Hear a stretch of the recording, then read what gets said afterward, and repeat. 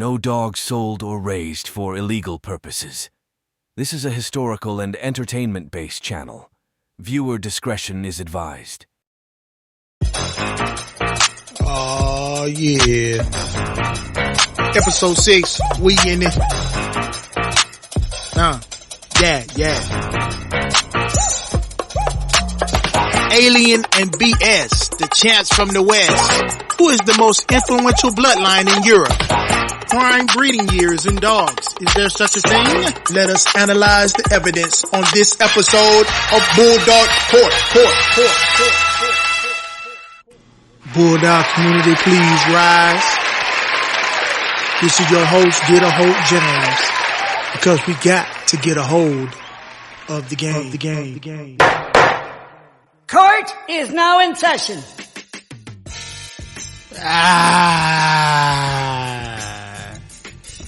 Yeah, we back. Episode 6, all up in there. Y'all know what I'm saying. This is your host. Once again, Get a Hold James, because we got to get a hold of the game. In many cases, we got to get a stranglehold, a headlock. Some things might be getting out of control. You know, people, moving on the undercover slow roll. And, we got to see what's what. Our twin say put the night vision on around here. Because, yeah. But nevertheless, we won't stress. We coming in here to see about a few different cases that we're going to look at tonight. I want to thank everybody for coming to check me out tonight. I really enjoyed last episode. Many people was in the comments talking about, Midnight, Grand Champion Midnight, and was Pit General the actual sire of the legendary Grand Champion Midnight Dog of the Year 1990. People want to be real live dog Maury Povich around here trying to find out if you are the father, And I thought that was, hilarious. It was hilarious to hear. And, I appreciate the commentary. I appreciate the comments back and forth. I tried to get into as many different, respond to all comments in the Sporting Dog Archive chat. And also too, we talked about hell beings, shout out to Scratchline News for letting me know that over there where they are, they did try that. The Red Boy Jocko and Hell Beings Cross and was successful. And that's what I'm talking about. I'm just one person. I can't, it's the landscape of the Bulldog world. And then when you talk about going into the annals of history and looking in depth into some pedigrees, it's a lot of research that goes into it. It's a lot of just outright knowledge and, many people who've been doing this for many, many years on the research wagon, looking in depth, hearing the stories from all different sizes, different sides of the coin, and putting their own hypothesis, theory, or what they just believe is the truth and throwing out the rest.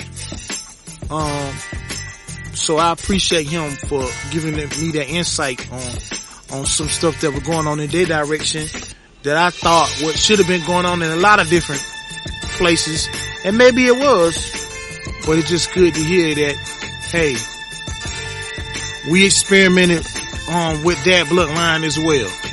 We just wasn't, dealing with the Hollingsworth.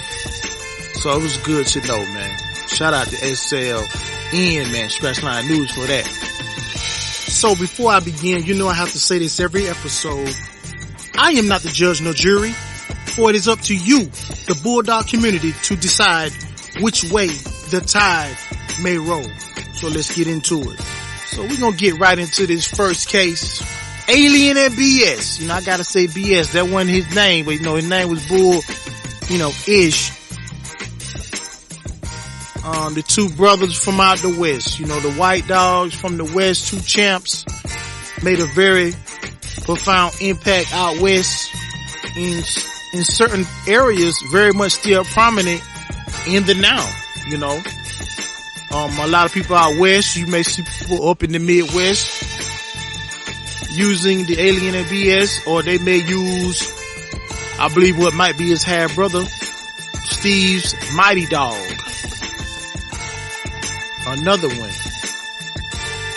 There's a female Lycans, I believe that was, either Spider or Nikki, that was used and bred to, Cocker and Shorty Cowboy to produce Champion Iceman and a couple of other good ones, you know, that came out of that, you know. That blood has been used, and it may be the more truer, identifiable Ed Crenshaw blood to be found in today that we can actually see in the pedigree, and it looks the part. You know, he has the cotton bullet in it, you know, the Ed Crenshaw sad sack, all of that type of bloodline. But we all know that, you know, Stompanato may be a very much that, Satch may possibly be a, Ed Crenshaw type dog. You know, a lot of the stuff that Maurice Carver was doing, he was messing with the Ed Crenshaw dog, which is probably why every now and again when you deal with Boomerang, you will get a white dog. Honey Bunch could possibly, you know, you see certain traits when they're not white, they throw a brown, you know, buckskin dog, black mask, the Eddie Monster or Cowlick on their heads. We see that a lot. So, and they still, even though they're buckskin and look that way, they will still eventually throw you a white dog. As, you know, we know with the case of Bo to Honey Bunch, and one of the dogs being Champion Charlie, who was a white with brown patches, very similar to Arts Missy, you know, Boomerang's sister, white brown patches, the Honey Bunch and the Boomerang blood did work well together. You know, people say Chivo, Davis's Chivo, could also be of this origin. He looks the part, the black on the tail, the buckskin, the cowlick, or the Eddie Monster, you know, that he was not actually a little mate brother to, Davis's Champion Midnight Cowboy. You know what? I was about to continue on about Alien and BS, but I think this should be opened up into a bigger discussion pertaining to the white dogs as a whole. We understand that we've heard people say, where do the white dogs come from? And as I begin to do my study and research, I think my question would be, where did the white dogs go? Where did they go? Because when I look in depth on a lot of these pedigrees, and I go further and further back on the white dogs, when I look at Daibo, when I look at a lot of these old pedigrees, a lot of our foundation is a bunch of white dogs. Where they come from, I don't know. Ireland, England, Irish, England origins, because some of the pedigrees just say imported Irish dog, you know, whatever, Irish run, whatever, you know where it came from, and they probably just gave him the dog, no paperwork. Hey man, I'm from Ireland, here go a dog, or whatever. But when I look and just looking at how far back, like when you see Kobe's pincher in a pedigree, just know that he was born New Year's Eve of 1896. That's how far back. And Kobe's dime was born August of 1949. When you look at Kobe Dime pedigree, you gotta go back at least 7, 8 generations, maybe a little bit more, to even find Pincher in his pedigree. That's how far back the white dogs go. So when I look at Ferguson Centipede, also got white dogs in his pedigree, and many people believe that he is the foundation, one of the foundation dogs of the Old Family Reds. That means all your Hemp Hills and Wilders, all your Bart Wallace dogs, all got white dogs in the pedigree in the back. all your Heinzel stuff. White dogs in the back. Diabo. Got Colt, Carvino's Gimp, white dog. Kobe's Pincher, white dog. Komosinski's Jeff, all white dog. Come on, man. A lot of these dogs, I mean, don't even get me started talking about Fitzwater's Goldie. He got Williams Tim, white dog. Kobe's Pincher, white dog. Ferguson Centipede, going back to some more white dogs, all in his pedigree. So that, you know, Goldie covers a gauntlet of different lines today. You talking about all your Indian Bolio, all your Sorrells Bull, all your Boomerang, all your Snooty, all your Stompanato, all of that stuff. All go back to white dog. Stompanato, only one really looked the part of what his pedigree might suggest, you know, because there's so many different white dogs coming from so many different areas. So my question might have been more so of why don't we see more of the white dogs if so many white dogs are in the back of the pedigree? But I digress. And maybe that's my question for you all. Maybe this is my case that I'm pleading before the Bulldog community. Where did the white dogs go, and why don't we see them more? Hey, bro, come on now, dog. I know. Come on, man. I know what y'all saying. Hey, get a hold, Jane, man. It sound like to me, man, you trying to bring a welcome back committee for the white dog. Man, you know how hard of a keep having a white dog is? Man, it's hard enough having a red, a buckskin, a blonde color. But do you know everything shows up on that dog? And I mean everything. One every so often we always see that let us know that it's like ragu, it's in there. But why don't we see that more? We only see predominantly white when we talk about Stompanato, you know, people that, you know, the LGs, you know, that, you know, predominantly Stompanato base, Carver base, you know, Ed Crenshaw base, whether it's on the pedigree or not. And of course, the more truer to the pedigree, I believe, is the Alien and BS dog. Those versions of the dogs actually look the part, and then you get a total opposite of the spectrum when I was talking about Honey Bunch, Chivo, Stu Fowler is another one with the brown, the black on the tail, and the cowlick. So this is what I'm proposing. Where did all the white dogs go is my question. In this case, is now dismissed.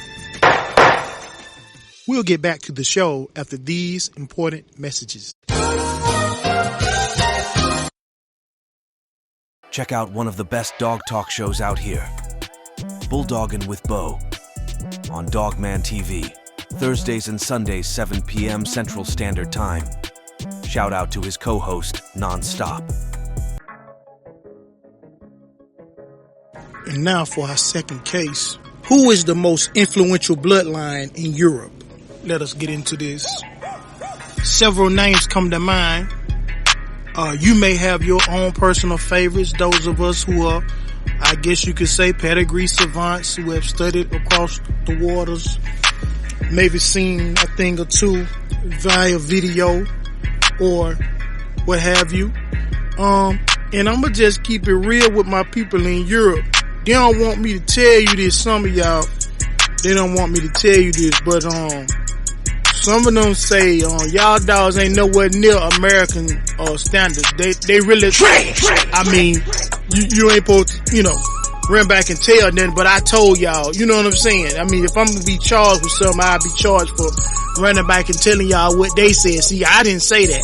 See, I didn't say y'all stuff was, you know, subpar, you know, mediocre at best. I never said nothing like that. You know what I'm saying? You know, got a lot of people calls in the 80s, you know, but I never said nothing like that, you know. Would never say nothing like that to y'all. But, you know, they probably gonna get on to me for running telling y'all what they said, cause I ain't say it. Come on, man. You on the dig. I digress. But when I look at the different families of dogs, you know, I think about the captain. I think about the Zanetti lines. A lot of good kennels, limey kennels comes to mind, you know, and a couple of these Kennels used the Hammond's blood very heavily. The Rufus stuff, you know, Limey Kennels pretty much built their kennel off of the Nillis, Rome Dog, you know, Mr. Bulldog, that type of stuff that they got from Gary Hammond's, and they mixed in Petronelli's Fox, which is a little mate to Boomerang, and then Uptown's Champion Snubby, which is a little mate to Tonka. So they're using the primary things that you see used with Hammond's, Rufus, or Alligator Blood. They're just using it with names you may not hear every day. You know, we used to hearing Tonka or Tonka Bear, another little mate that was Uptown's Champion Snubby. We hear Art Smithsy and Boomerang all day, every day, but they had another brother who was called Petronelli's Fox.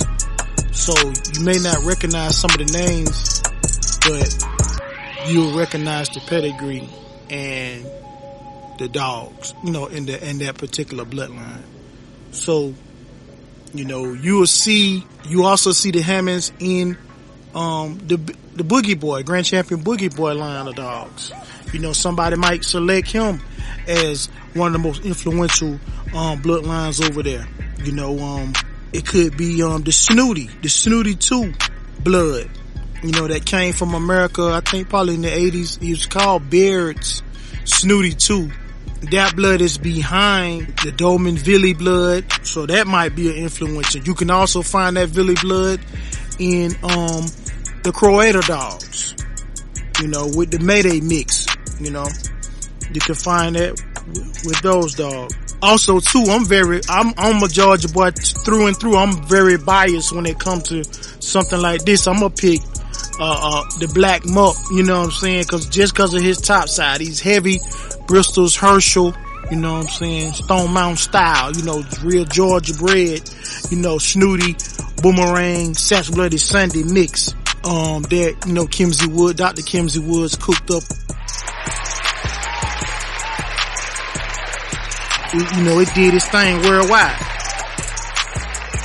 Heavy, you know. And so, I'm gonna be biased in that, but also too, I have to account that on Black Muck's bottom side is another contender, I believe, and his, you know, that blood shows up a lot. And TJ, who was in America, you know, the Bosco and Sheba, stuff that came out of those breedings, TJ's Bosco and TJ's Sheba, you know, the Jumbo Dog, Gypsy, and Rambo. These were primarily Red Boy Jocko Jeep cross dogs. You know, of course, Jumbo lost to Coon's Iron Kid, but he still produced registered merit status. Got, you know, grand champions and champions and multiple 1 and 2-time winners over there. You know, by the way, if you didn't catch my video, shameless plug, on Coon's Iron Kid, check that out. That match was actually televised back in the 80s over there. They allowed that, you know, to take place. Back then there was no, I don't think it was any regulation against it, so it was televised because they, you know, it was so highly anticipated of an American dog coming over and trying to, you know, go into one of their dogs, so everybody wanted to see it. These are just some of the ones that I could think of right offhand.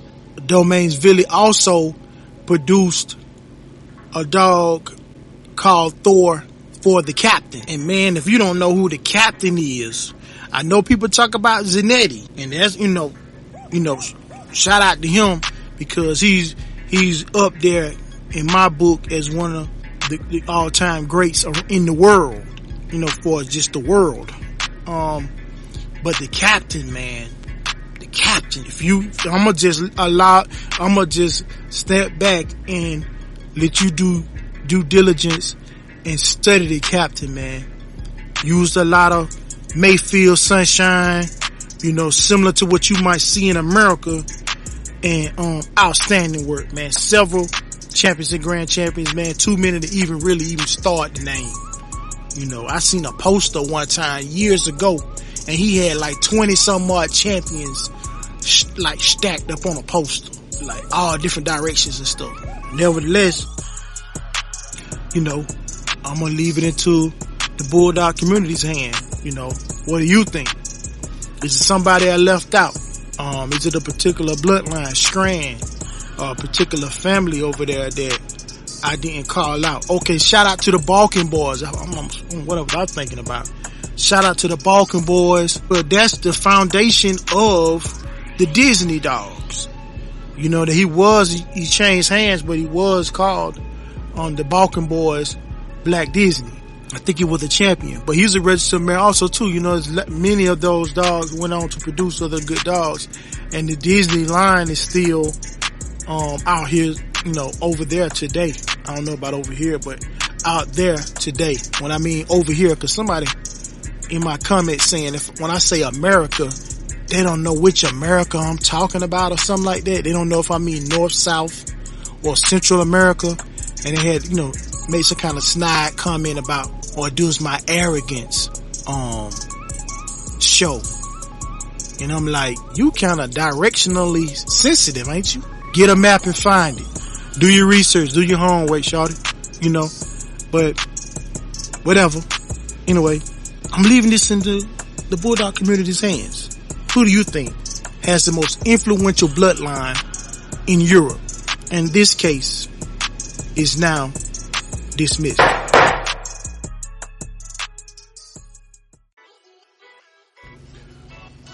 Yeah, we about to get into the third and final case.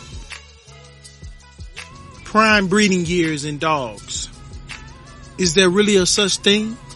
When we look at some of the greatest breedings, you know, ever done in all time in the Bulldog world, we can kind of guesstimate or estimate or look at the ages of when those dogs were born and see when that, you know, those breedings took place and how old were those dogs at that time. I believe it was the late James Crenshaw. He really never bred a stud or a female, especially, I think past maybe 7, 8 years old. He just felt like they were past their prime and they wouldn't produce as well as when they were younger. And there's a lot of other people who subscribe to this same idea of breeding dogs in their prime. I heard shout out to KNS. I heard him talk about, you know, we could talk about Tab in the earlier years and then Tab in the latter years. And the dogs that came out of Tab or did not come out of Tab in the latter years. Some people said that he had real bad boils, you know, near his private section, so it made it almost impossible for somebody to be able to breed Tab in his latter years.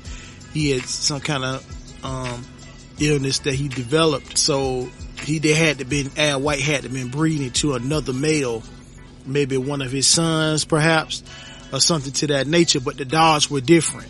And people that got those dogs in the latter years saw the difference in the dogs. They just were not of the same quality. And then, you know, we have situations like with A-Cart and Mayday, and we hear Going Hard and others talk about those 13 breedings that happened once Mayday got to Ecuador. Only one took, and then the dogs that will end up coming from Ecuador, you know, there were rumors that Mayday was hit and miss or either non-sterile at that time, and the Mayday dogs were just different. They weren't as, you know, at the same quality. They may have looked like Mayday dogs, but they just did not perform the same. You know, and you can have that happen, you know, with human beings, you know, a person having a child when they're older versus when they're in their prime. You know, the baby may have less problems, you know. Sometimes the baby can be, you know, had an old man face, you know what I'm saying? Or whatever the case may be, some people say. So I don't think, dogs would be any different. You have people, you know, like, you know, when they bred Honey Bunch to Zebo, they said they were in their latter years and those dogs just never surfaced, you know, to be anything noteworthy, even though they were probably two of the greatest dogs of all time, being bred together, which was anybody would thought on paper it would make a colossal breeding that would probably forever change the Bulldog world, but that was not the case. And then you have people like Bob Finley, and I encourage everybody to go listen to that Bob Finley interview where he talked about Finley's bow. It was quite the contrary of what I spoke about previously. He felt that, you know, like Magnum And I think maybe Grand Champion Outlaw, Hargrove's Grand Champion Outlaw came much later in Bo's breeding career after he sold Bo down to Florida. And I think Hargrove got him at one time. Harry Hargrove had him at one time, but he was much, much older. And from what I understand from that interview, he talked about that, you know, a lot of those dogs went on to produce other dogs, and they were good dogs themselves, even though they came out in Bo's latter years. So some may be able to be an exception to the rule, but what do you think? You know, is breeding a dog in their prime years the best possible way to get the best possible dogs, or does it even matter? Are you breeding good dogs to good dogs? Really doesn't matter the age, or maybe an older male to a younger female may produce you, you know, or how do you feel about it? Let's talk about it in the comments. You know, let's continue the commentary. Let's look into this and, you know, see which way the tide may roll. So the case of breeding in the prime years, is there even such a thing? In this case, is now dismissed.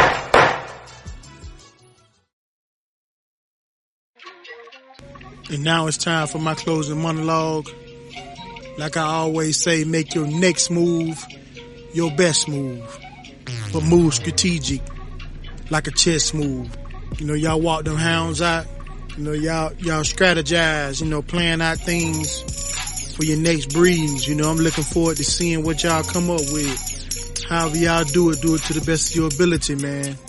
And I appreciate all y'all support, man. Keep following Sporting Dog Archive. Like I always say, this is your host, Get a Hold James, because we got to get a hold of the game. I'm out.